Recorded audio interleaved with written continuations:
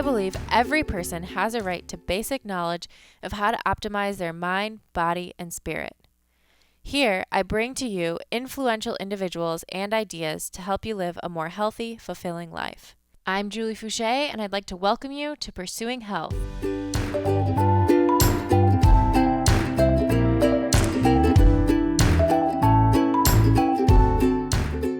Welcome back to Pursuing Health. This is episode number 19.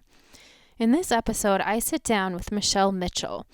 Michelle is a Cleveland-based accountant, mom, and a member of the Bar CrossFit in Eastlake, Ohio.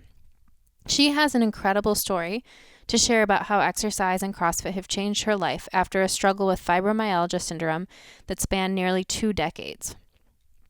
We sit down and she opens up and shares her personal experience with us. Whether you're in a similar situation or not, I found her story to be incredibly inspiring, and she shares several common takeaways that we can all learn from and apply to our own lives and our own struggles. Before we get started with the episode, I have a few quick reminders. Number 1, if you're enjoying the podcast, please remember to head over to iTunes to subscribe and give it a rating. Also, you can head to my website, juliefouché.com, and enter your email to stay in the loop with the podcast and everything else I'm doing with my newsletter every 2 weeks. I'm also always looking for inspiring stories to share, like this one. If you or someone you know has used lifestyle to overcome a serious health challenge, please send your story to me at info@juliefouché.com, and I'll select some to share on future episodes. If you're interested in training with me, check out my program through Beyond the Whiteboard. This is the actual training that I do now, 5 days per week, 1 hour per day, scheduled out for you minute by minute from warm up to cool down.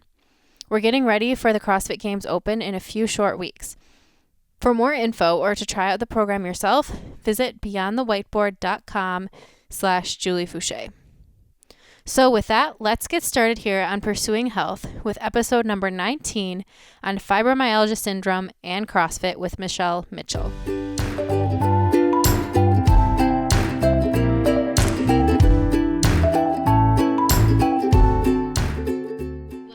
To Pursuing Health. I'm really excited to be here today with Michelle Mitchell. We're at the Bar CrossFit, which is her box here in the Cleveland area of Ohio.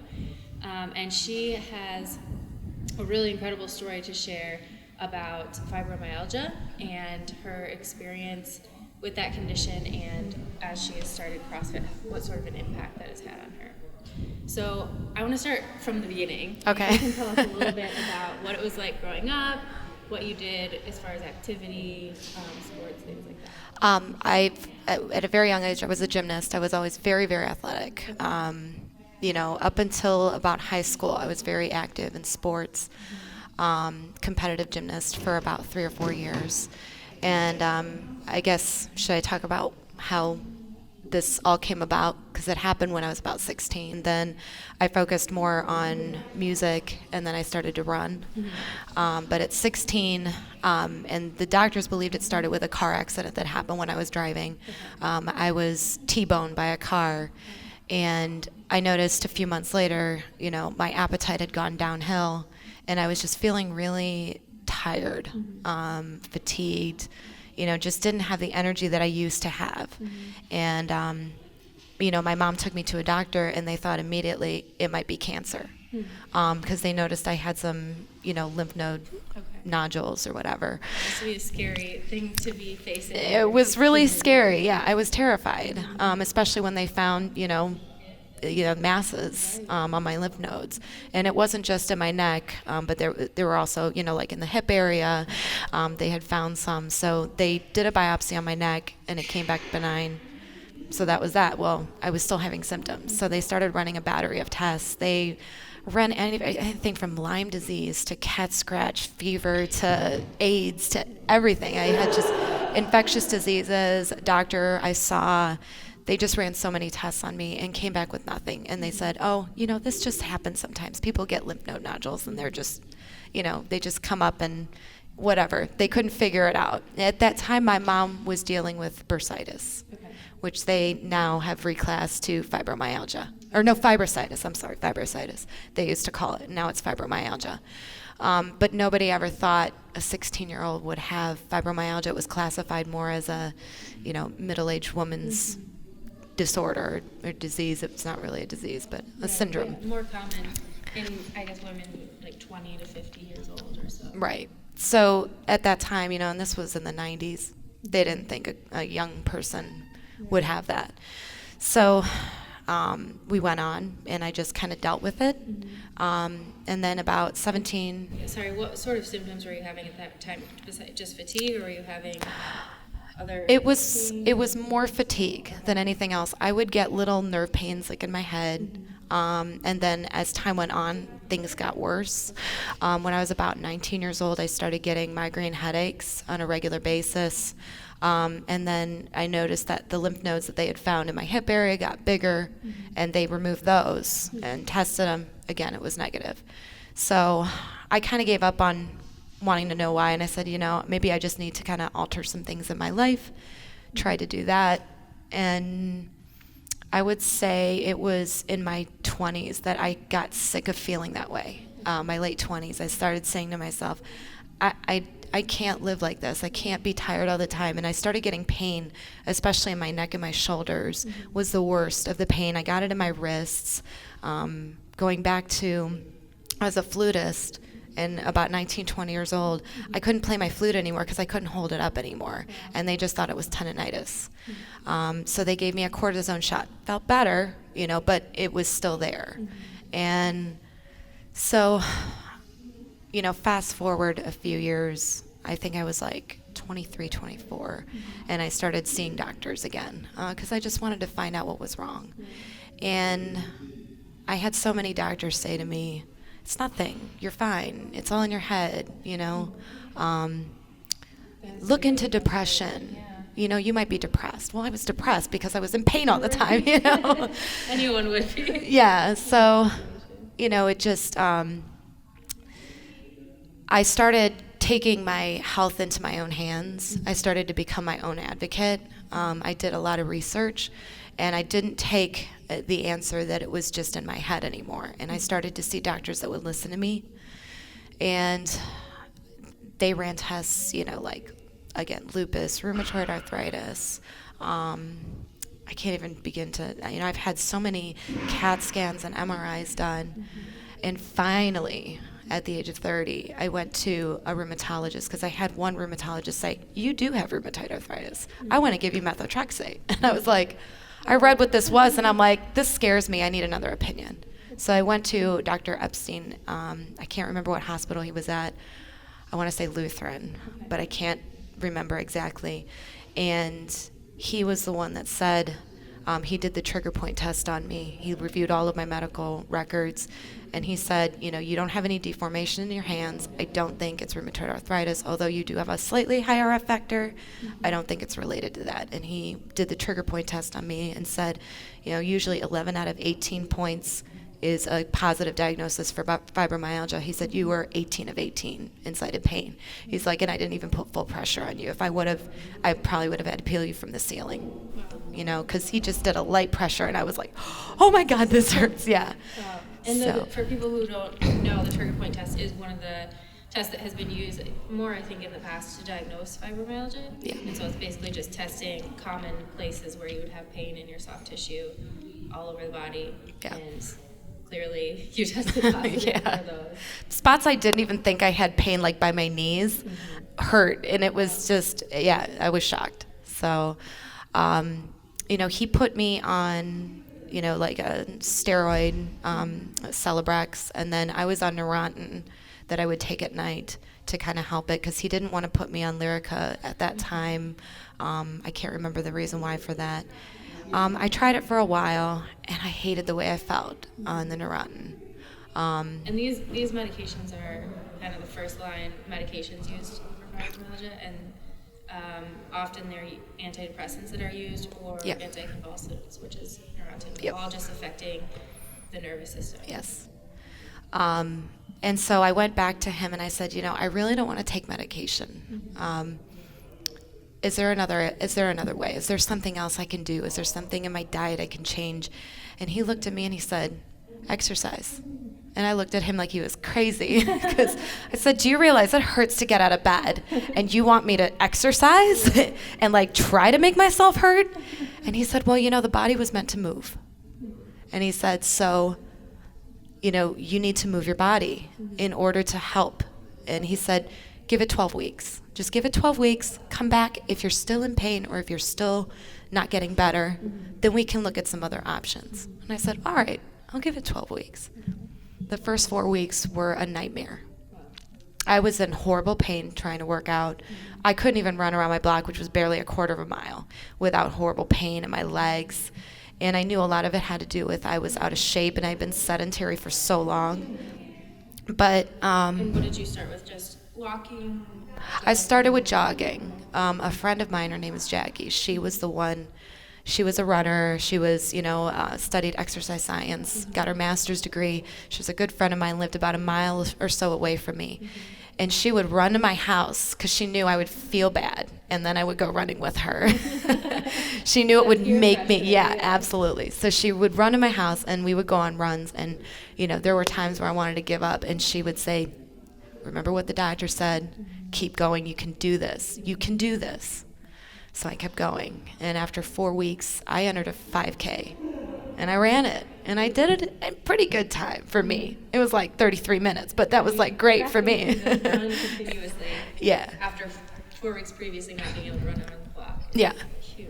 Well, because, I had motivation. And the other thing was I kept telling myself when it hurt, I said, 12 weeks. You're going to feel better.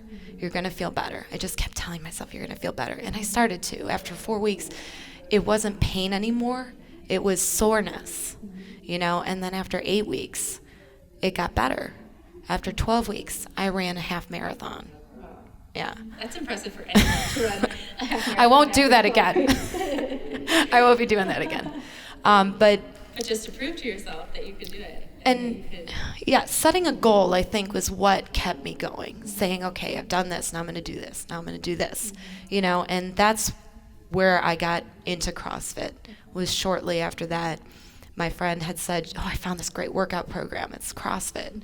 You got to try it. And I was like, I don't know. I was like, it's so much money. I can just run for free. Right, exactly. That's exactly what I thought. But I said, and I saw that there were competitions, and that kind of, got me going because I was a very competitive person. Right. And so I went into a CrossFit box for the first time. It was in Strongsville. I'll never forget. And they were showing me basic standards, and the intro WOD was 7 minutes of 7 thrusters, 7 burpees. That sounds awful. It was terrible. And it was only a 45-pound bar was what I used. And I got through almost 7 rounds, and I remember falling flat on my back, and I was gasping for air, and I wanted to die.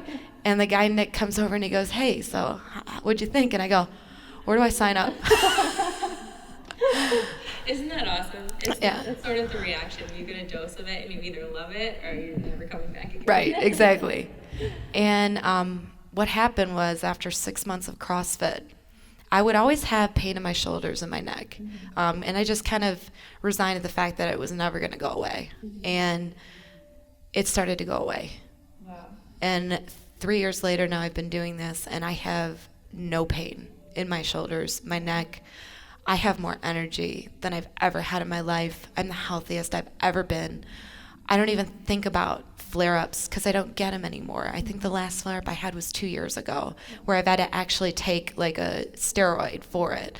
But now, just a little bit of ibuprofen will handle anything that comes up. I haven't had migraines in 2 years. My life has been so much better from exercise, from CrossFit, that it's, I get a little emotional talking about it because I was at a point in my life where I said, I can't live like this. Mm-hmm.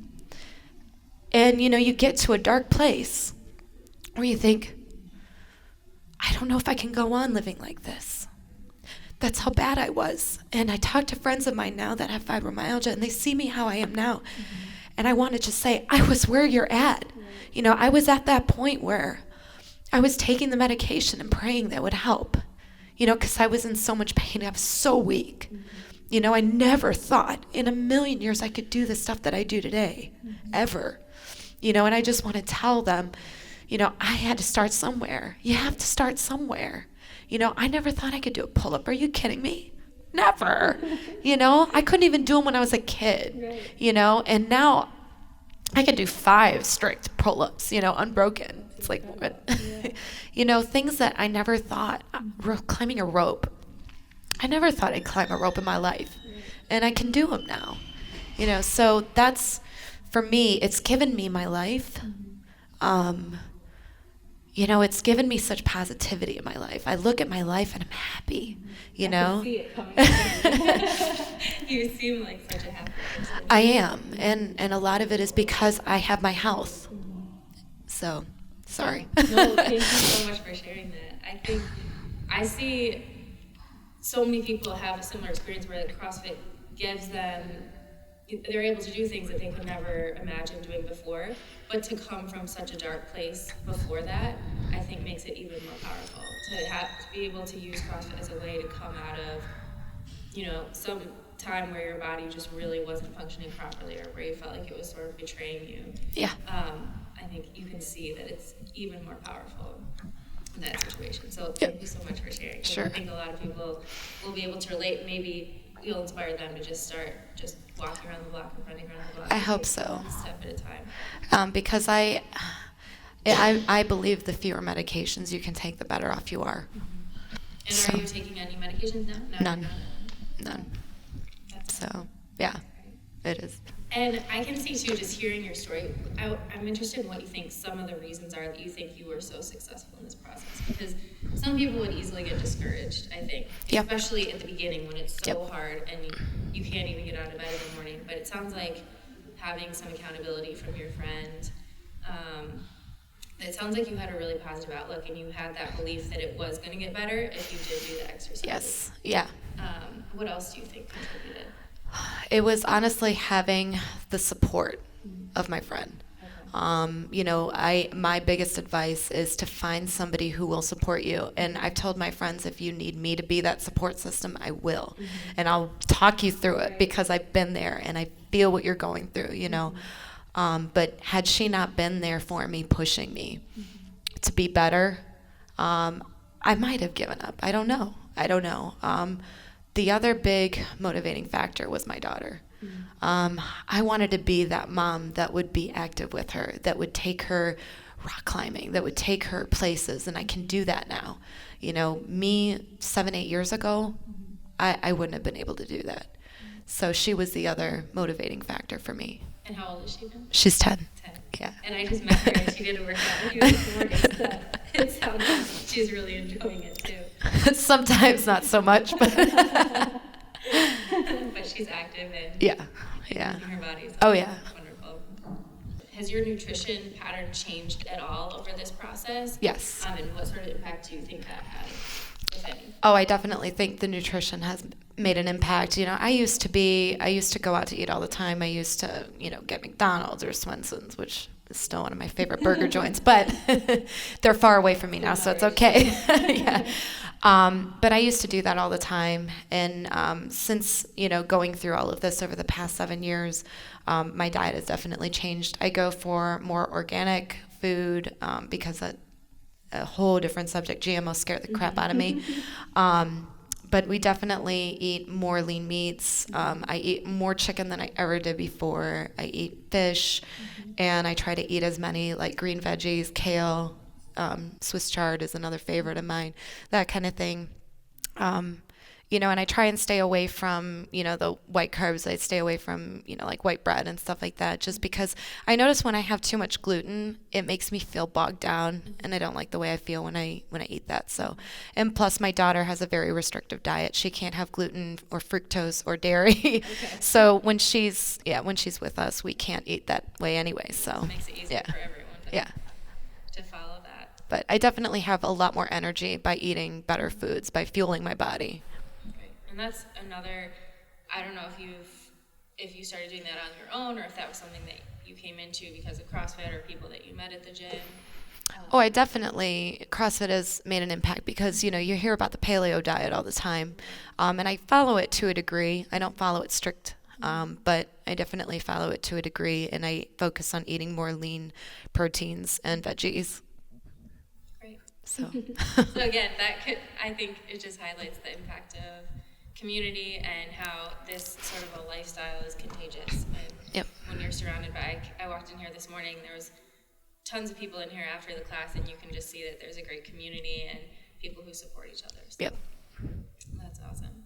All right, so now our third question. Okay. So number one is 3 things that you do on a regular basis that you think have the biggest overall positive impact on your health. Well, definitely working out. Sounds like we've covered that one. You know, just the second thing, and this is going to be really strange, I run a humidifier every night, and that's a daily thing. I need to get a humidifier. And honestly, I don't get sick. I haven't been sick in like 3 years, knock on wood. And I think it's the humidifier because that's when we started using one every night before bed. So I think the humidifier for me is a big thing. And then the third thing I would say is, you know, telling my husband I love him every day, honestly, because we have a great connection, and it keeps things positive. So Absolutely. Having those people in your life that you know you can count on 100%, having that support team. Fantastic. How about one thing that you think would have a positive impact on your life, but you just have a hard time implementing it?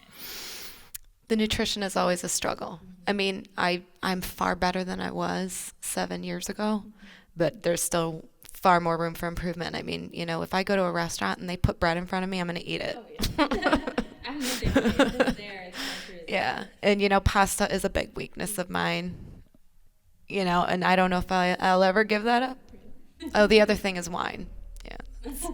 I know that I really need to stop drinking wine, but everything is it's a sliding scale. And the 80-20 rule, I think, has a lot of merit. Yeah. Okay, and the last question is, how would you define a healthy life? What does a healthy life look like to you? Being active. You know, one of the things that doctor said to me was your body was designed to move. And I really think that staying active is a way to keep yourself healthier. I think people have, you know, with computers, the TV, iPads, phones, people kind of sit into a sedentary lifestyle. And I think that is a big problem. I think people need to get up and move. And they'll be surprised if they move even just 30 minutes a day, how much of an impact it can have in your life positively. Not just in your health, but in your frame of mind. Oh, totally. And just, I think using your body the way it was intended to move, moving it all different ways, playing, having fun. Yep.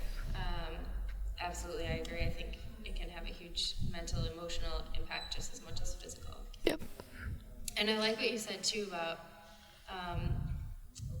about how difficult that was for you to start moving, but and I think it's important for people to hear that, because whether you're coming from having something like fibromyalgia or you're just have been sedentary for a long time, it's going to be really, really hard at the beginning. And a lot of people will want to go reach for that medication or whatever it is that seems like an easier, less uncomfortable fix. Yeah. But in the long run, you put in some of that work up front and you end up with so much more life, so much more quality on the back end. Well, you know, and I told my daughter today, because she said, oh my gosh, those wall balls, they hurt my legs so bad. And I said, it's not supposed to be comfortable. Right. But when you're uncomfortable, you know that you're going to get better and you're going to get stronger. Yes, it's so true. And that's something that I think is lost a lot of times these days, where it's easier to do the comfortable option in life and be really comfortable with all of our amenities. But it's so important to remember that from that discomfort comes most of the pleasure and the benefit down the road. So I think you're a fantastic example of that. And thank you. You are so inspiring. Thank you. For opening up and sharing your story, and I'm really excited to share it with more people. Awesome. Thank you. Thank you so much for tuning into this episode. I hope you found Michelle's story to be just as inspiring as I did. To make sure you never miss an episode in the future and to receive exclusive content from me, head to my website, juliefouché.com, and subscribe to my email list there. Also, please don't forget to share your stories. If you or someone you know has used lifestyle to overcome a serious health challenge, email me at info@juliefouché.com. I'll choose some of these inspiring stories to share here on the podcast in future episodes. Also, if you like what you hear, don't forget to subscribe and give us a rating on iTunes. I always love hearing your feedback, so please leave comments under this post on my website, juliefouché.com, and share your thoughts on social media. You can use the hashtag JFHealth with any feedback or questions that you have for future episodes. Thank you again so much for listening, and I'll catch you next time on Pursuing Health.